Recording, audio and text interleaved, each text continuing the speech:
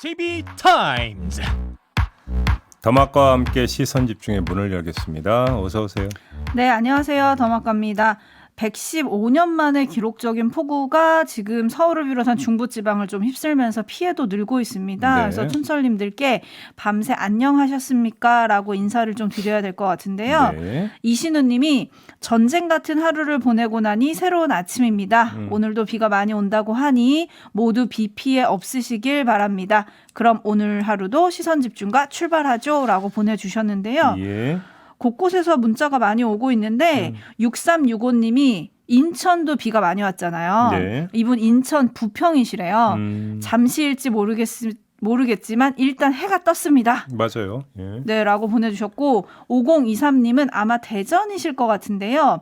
비가 너무 많이 오고 있습니다. 유성 원천동 출근하는 길 조심 운전하세요. 물이 너무 많아서 운전하기가 힘듭니다. 이런 문자 지금 보내주셨어요. 계속 문자가 오고 있는데 좀 비 피해 입으신 분들 저희가 문자나 유튜브 댓글을 통해서 이야기 좀 듣고자 합니다. 문자 같은 경우는 샵 8001이죠. 네. 샵 8001로 보내주시면 되는데요. 이 문자 같은 경우는 짧은 글은 50원, 긴 글은 100원의 정보 이용료가 부과되니까 참고하시고요. 아니면 유튜브 댓글창에 글을 남겨주셔도 됩니다. 어디서 어떻게 피해를 입으셨는지 좀 자세하게 좀 남겨주시기 부탁드리고요. 또 하나 있습니다. 네. 스마트 라디오 미니 게시판은 무료입니다. 네. 그리고 제가 오늘 출근할 때는 잠깐 비가 그쳤었는데 네. 지금 오늘 또 기상 상황이 어떤지 좀 궁금한데요. 기상청 연결해 보겠습니다. 이온 리포터.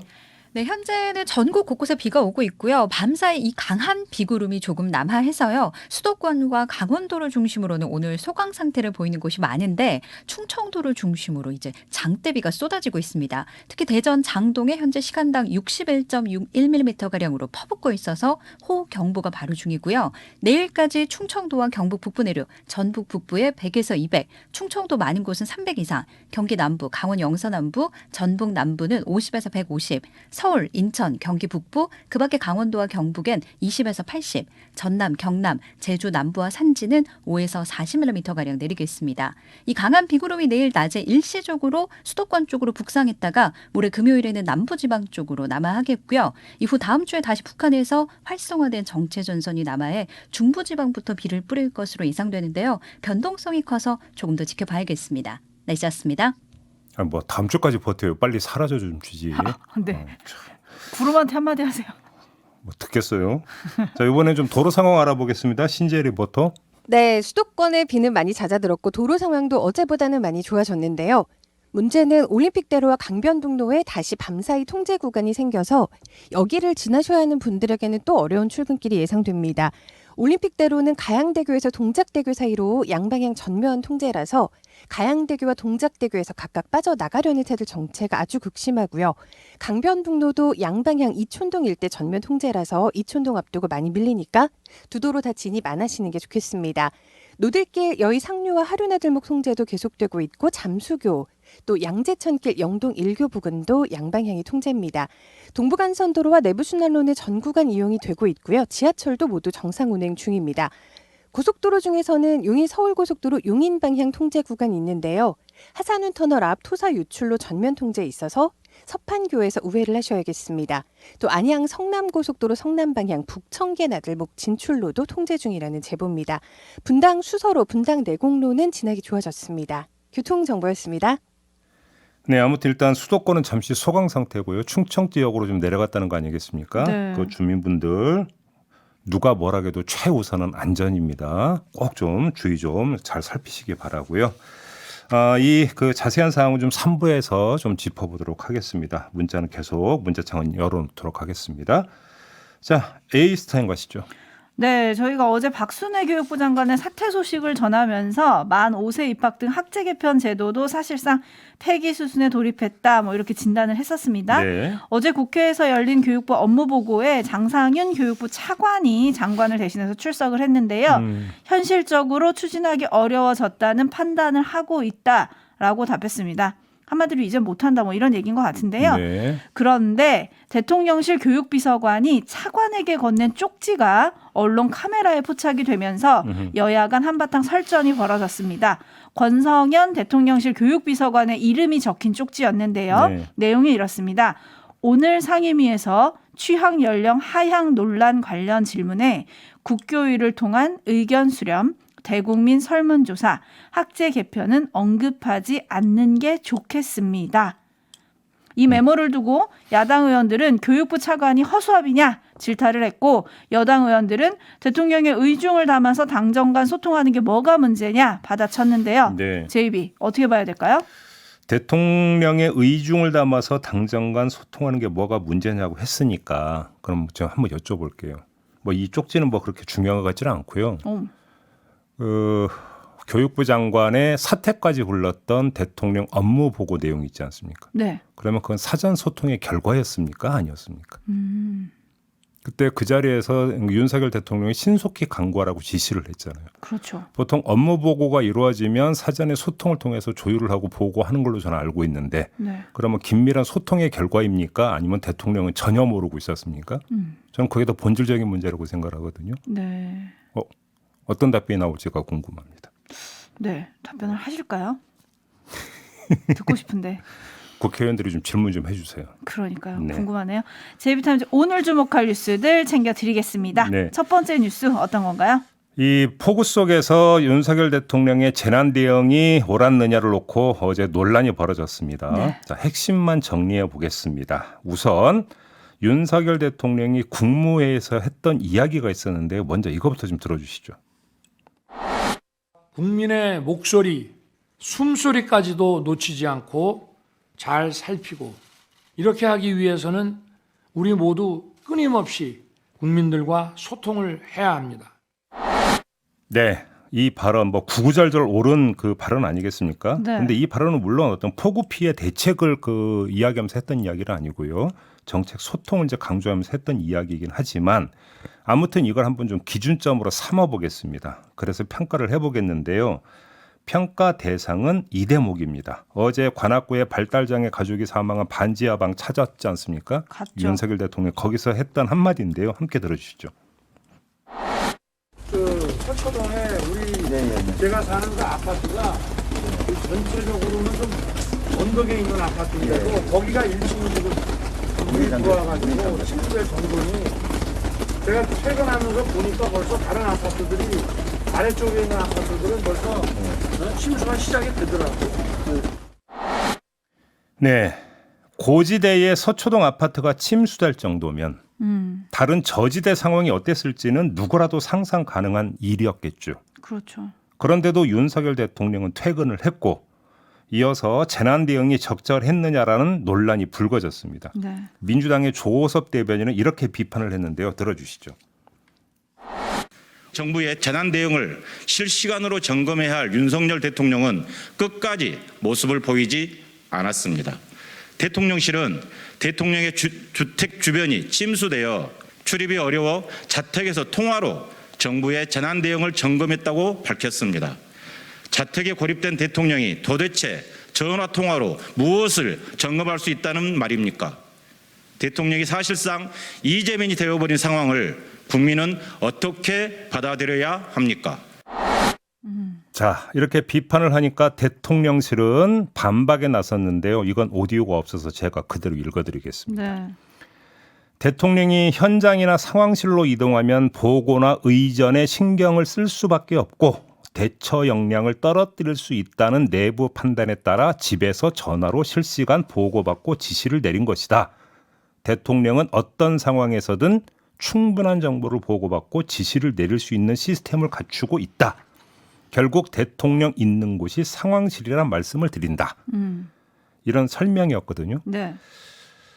자, 핵심 논점은 딱 하나입니다. 대통령은 현장에 있어야 되는데 현장에 있었느냐라는 것이죠.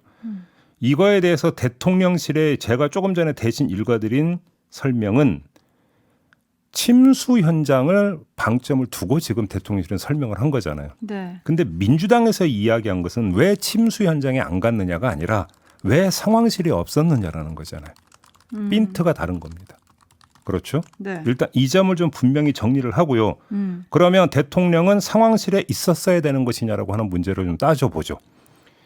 집에서 뭐 세 차례인가 뭐 지시를 내리고 면밀히 뭐 검토를 하고 지시를 했다라는 게 대통령실인데 위기 대응 센터가 있지 않습니까? 있죠. 상황실이라고 불리는 이 위기 대응 센터는 그러니까 북한이 미사일 쏘아 올릴 때만 가동되는 곳이 아니라요. 재난이 발생했을 때도 가동되는 곳입니다. 네.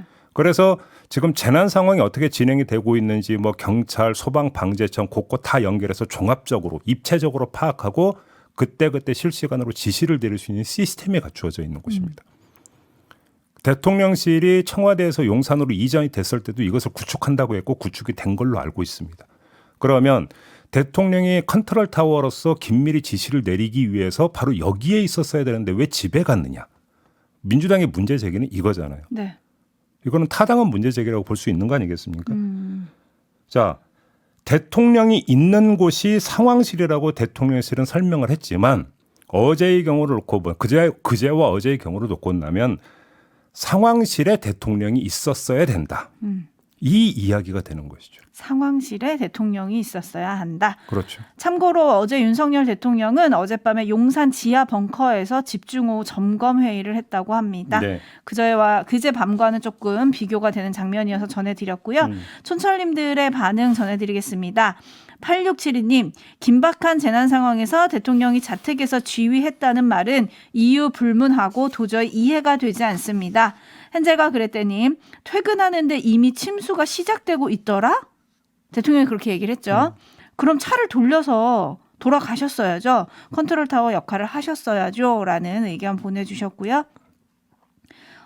그리고 2123님, 경호상의 문제를 든다면 그냥 아무데도 가지 않는 게 맞지 않습니까? 라고 좀 우회적으로 비판을 좀 해주셨고요. 물프레님, 시스템은 핸드폰 하나입니까? 라고 좀 물어주셨는데, 반면에 3098님은 정쟁화하지 말고 이럴 때 좀 한마음으로 복구를 합시다라는 의견도 좀 보내주셨습니다. 그러니까 뭐 경호나 의전은 침수 현장에는 이런 데 가면은 필요하죠. 그래서 안 가는 게 도와주는 거다라는 얘기 저는 충분히 나올 수 있는 거라고 생각을 해요. 하지만 상황실, 뭐 내지 지하 벙커, 위기 대응 센터 어떻게 부르든지 간에 거기는 경호 의존하고는 아무 상관없는 곳 아닙니까? 그렇죠. 오히려 컨트롤 타워 기능을 가장 확실하게 할 수 있는 곳이 바로 그곳 아닙니까? 그렇죠. 있어야 되는 자리가 바로 그곳 아닙니까? 네. 그것만 이야기하는 겁니다. 네. 제이비타임즈 다음 주목할 뉴스는 어떤 건가요? 국민의힘이 어제 주호영 의원을 비대위원장으로 임명을 했고요. 해임된 이준석 대표는 SNS에 가처분 신청합니다. 신당 창당 안 합니다. 이렇게 딱 두 문장을 올렸습니다. 이제 법정 싸움은 기정사실이 된 거죠. 네. 그 결과 며칠 안 걸릴 겁니다. 그러니까 기다려보도록 하고요. 국민의힘 내부에서의 2라운드만 한번 점검을 해봅시다. 2라운드 포인트가 뭔가요? 오선의 정우택 의원이 어제 두 가지를 말했던데요. 제가 볼 때는 이게 포인트가 될 것 같습니다. 그러니까 뭐 제가 주절주절 그러니까 정리할 것 없이 바로 이거 한번 좀 들어주시죠. 뭐 친윤계는 비대위에 들어가면 안 된다 하는 이런 규칙은 없습니다.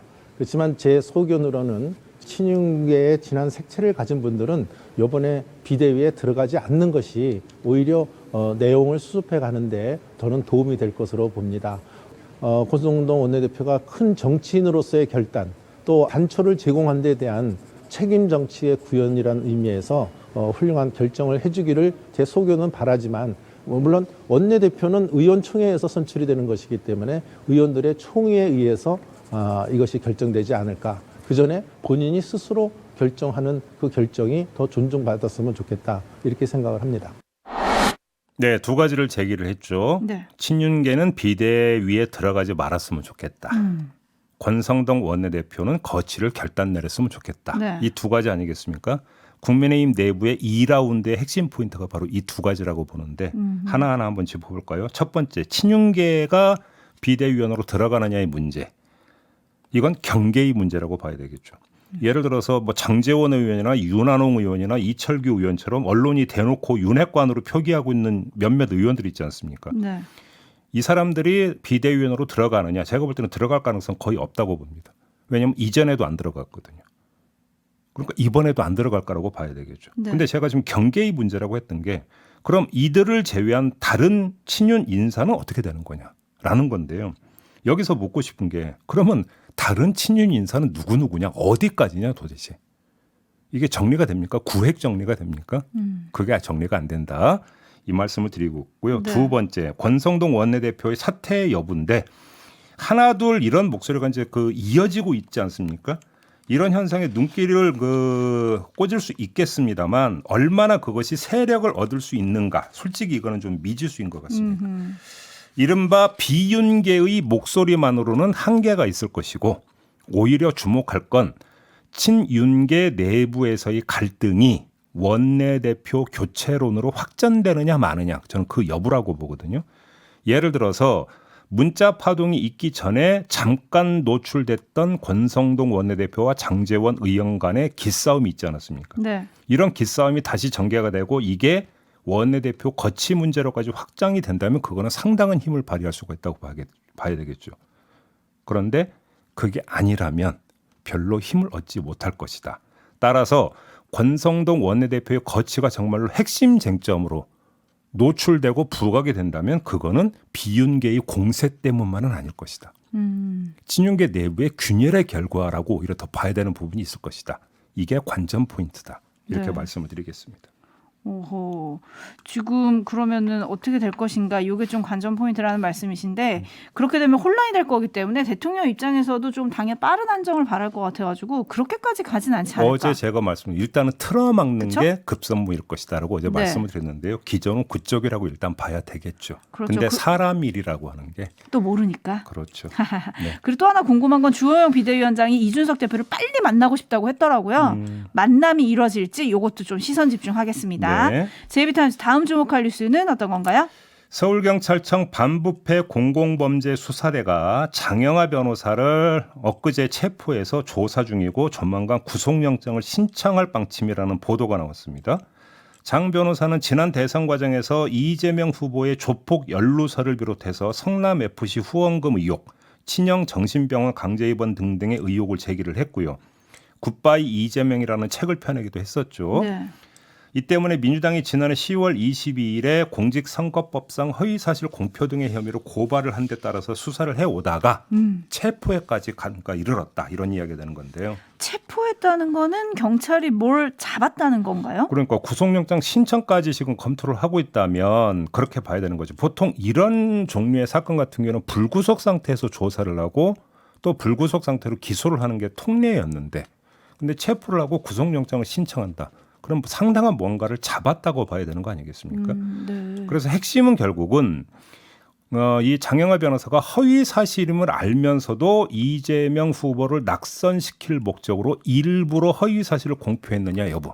바로 이게 핵심이 될 것 같은데 이걸 입증할 수 있는 뭔가를 잡았기 때문에 체포를 했고 구속영장 신청까지 지금 나아가고 있는 게 아니냐 이렇게 봐야 되는 것이겠죠. 이건 좀 기다려보면 나올 것 같고요. 또 하나 좀 봐야 되는 부분이 이렇게 되어버리면 지금 민주당 대표 경선 과정에서 핵심 이슈가 뭡니까? 사법 리스크라는 거 아니겠습니까? 이 부분에 어떤 환경을 조성할 것이냐. 요게 장영하 변호사에 대한 수사 결과가 네. 이게 또 그러니까 봐야 되는 하나의 관전 포인트가 되는 거거든요. 근데 요것만 가지고는 볼 수가 없죠. 왜냐하면 또 다른 트랙으로 진행이 되고 있는 법화 유용 의혹 사건이 있지 않습니까? 그렇죠. 이거에 대해서 조만간 김혜경에서 소환 조사한다는 지금 이야기가 있었죠. 네. 따라서 요 두 가지가 어떻게 맞물리는지를 봐야 될 것 같은데 아무튼 이재명 후보 쪽에서는 장영하 변호사 만약에 정말로 경찰이 이렇게 조치를 한다면 그걸 부각시키려고 하지 않겠습니까? 네. 그것이 대표 경선 과정에서 핵심 이슈인 사법 리스크에 어떤 영향을 미칠 것인가 요걸 좀 봐야 되는 것이죠. 네. 그리고 지금 잠깐 언급하신 그 경기도 법인카드 유용 의혹과 관련해서는 경찰이 이달 안에 또 수사 결과를 발표한다고 했으니까요. 그것도 또 어떻게 나올지 또 지켜보도록 하겠습니다. 예. 지금 비 관련해 가지고 저희가 제보 문자 받고 있잖아요. 1517님이 김포 걸포동 주민인데요. 튼튼해 보였던 인도 옆 옹벽이 무너졌습니다. 오호. 인명 피해는 없었는데 매일 지나가던 길이라 아찔했습니다라고 해주셨는데 안전하다니 다행이고요. 예. 요런 제보들을 저희가 지금 받고 있습니다. 짧은 문자 50원, 긴 문자 100원의 정보 이용료가 부과되는 문자 메시지 샵 8001 열려 있고요. 스마트 라디오 미니 게시판 그리고 유튜브 게시판으로 여러분이 지금 계신 곳의 상황 전해주시면 저희가 소개하고 공유하도록 하겠습니다. 야, 인도 옆 옹벽이 무너졌으면 지나가는 분이 없었으니까 정말 다행이에요. 사고가 없었던 거겠죠. 네. 천만 다행인데요. 주변 좀 잘 살피시기 바랍니다. 자, JB타임즈 이렇게 마무리하죠. 더마카 수고하셨습니다. 고맙습니다.